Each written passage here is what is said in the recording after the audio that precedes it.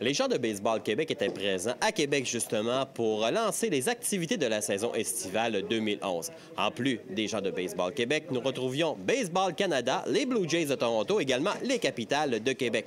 Un reportage sur cet événement d'envergure. Regroupés des gens de Baseball Québec, Baseball Canada, les Blue Jays de Toronto et les Capitals de Québec. Tout ça au même événement. Voilà le tour de force réalisé au stade municipal lors du lancement de la saison estivale de l'organisme québécois dédié au baseball. Présenté de main de maître par le légendaire Jacques Doucet, nous sommes déjà en mesure de constater la progression de cette discipline sportive chez nous. C'est toujours des grosses années, Fred, mais cette année, c'est spécial. Il y a un buzz partout dans la province. On est en train d'amener un petit peu l'influence des capitales dans la région de Montréal, Laval, un peu partout. Fait qu'il faut en profiter cette année là, si on veut redevenir une des plus grandes fédérations de sport au Québec. Cherchant à s'impliquer au Québec et spécialement dans la région, les Blue Jays comprennent l'importance du baseball dans la province. Il faut dire que le natif de Montréal, Alex Antopoulos, aide en ce sens. On est la seule équipe au Canada, puis c'est, comme je dis à tous les autres gens, c'est notre responsabilité d'être au Québec, d'être autour du Canada pour aider à grandir le sport de baseball. Puis même pour moi, venir ici puis voir tout ça aujourd'hui, je connaissais même pas. Je connaissais, il y avait beaucoup de partisans ici, mais voir tout que les gens qui parlent des capitales puis tout le monde, c'est vraiment bien important pour nous. L'organisation torontoise reste consciente du travail à accomplir. Il faut qu'on continue à montrer de plus d'intérêt, puis il faut qu'on continue à travailler plus fort, parce que c'est important. C'est important, on est la seule équipe. Et même pour moi, personnellement, être Montréalais, être Québécois, ça fait bien plus plaisir de venir ici, même si c'est juste pour une journée, pour montrer mon sport, puis le sport de l'organisation.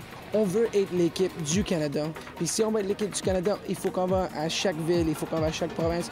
Puis on peut dire ça, mais il faut qu'on vienne, on voyage ici. Il faut qu'on prenne nos joueurs. L'année passée, on a fait un tour de l'hiver. On a amené nos joueurs à Vancouver, à Edmonton.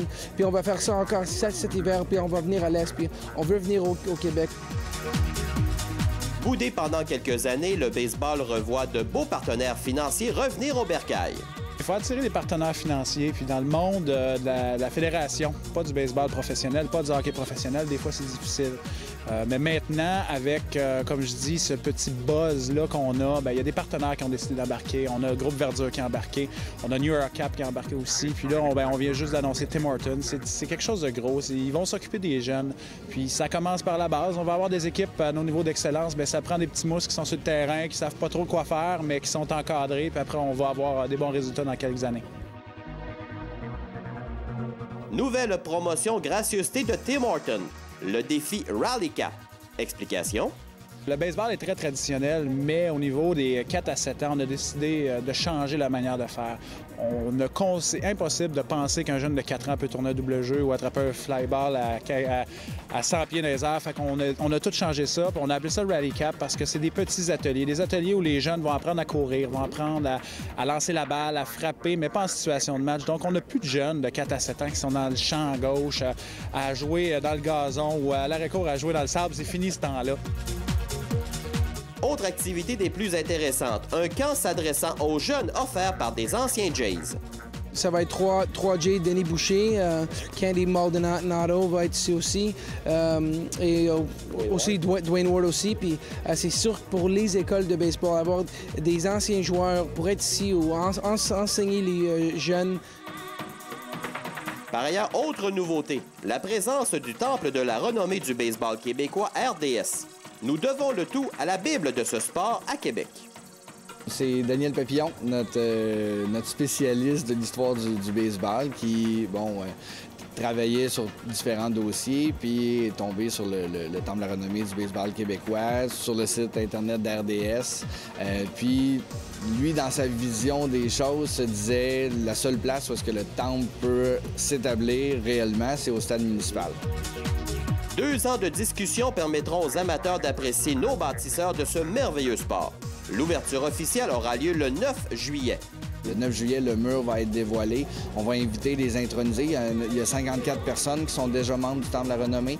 Donc, on va inviter ces gens-là. Il va y avoir une présentation spéciale en avant-match. On va remettre un programme souvenir à tous les amateurs qui va leur permettre de découvrir ces personnalités-là. Parce que quand on regarde la liste, oui, Claude Raymond, Maurice Dumas, Jacques Doucet, des noms que les gens de Québec connaissent, mais il y en a aussi d'autres, des bâtisseurs dans les différentes régions du Québec qui sont peut-être un petit peu plus inconnus. Donc, on va se servir de cette soirée-là pour les faire découvrir. Et en faisant découvrir ces artisans, les plus jeunes pourront transmettre la passion aux générations futures.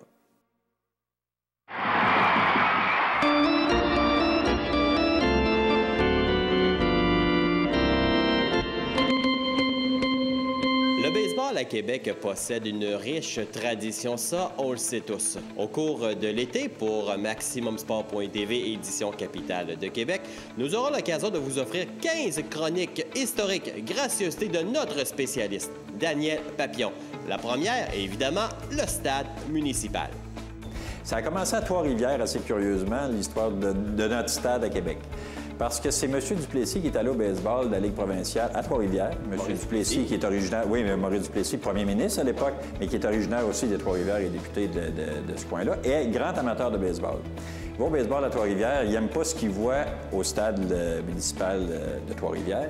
Et là, il dit, ça n'a pas de bon sens que vous jouiez là-dedans, on va vous construire un stade. C'est une autre époque. Oui, voilà, c'est plus facile dans ce temps-là. C'est peut-être plus facile dans ce temps-là. Mais bon, ça n'a pas été aussi simple que ça, par contre. Là. Mais effectivement, on était à une période creuse aussi économiquement au Québec. Il y a beaucoup de chômage. Donc, il y a un programme pour faire travailler les gens qui s'instaurent à ce moment-là et au bureau de la reconstruction économique. Et on construit un stade à Trois-Rivières. Québec fait une demande, c'est accepté. Il y en aura ailleurs aussi dans la province. On devait jouer en 1938. Au début de 1938, la construction n'a pas été prête à temps. On jouera la première partie le 14 mai 1939. C'était compliqué parce que c'est le gouvernement provincial qui construit. On parle de coûts à l'époque d'environ 150 000 mais là, après ça, on en a fait un cadeau à la Ville de Québec qui n'en veut pas nécessairement du cadeau. Bien là, c'est parce qu'on hérite de certains problèmes, étant donné que ce n'était pas terminé la construction du stade. Et même qu'en 1939, on a failli pas jouer ici. L'équipe ne voulait pas, s'entendait pas sur la blague après ça. Et là, on a dit, on va avoir une équipe sur la route. Et 15 jours avant le début de la saison, on a fini par s'entendre. Et ça a changé beaucoup tout autour du stade. Il y a la photo ici qui nous montre la presqu'île sur laquelle était construit le stade. Bien là, aujourd'hui, ça n'existe plus, évidemment. On a l'autoroute qui passe d'un côté et on a fait du remplissage et on a dévié le parcours de la rivière Saint-Charles, en partie le parcours de la rivière Saint-Charles. Ça, on parle des années 40 à ce moment-là. Moi, j'ai même connu, j'ai pas connu la rivière, l'eau, mais le pont qu'on voit ici, le pont Parent, ça a disparu dans les années, si je me trompe pas, 70 à peu près. Des grands personnages du baseball qui sont venus jouer ici.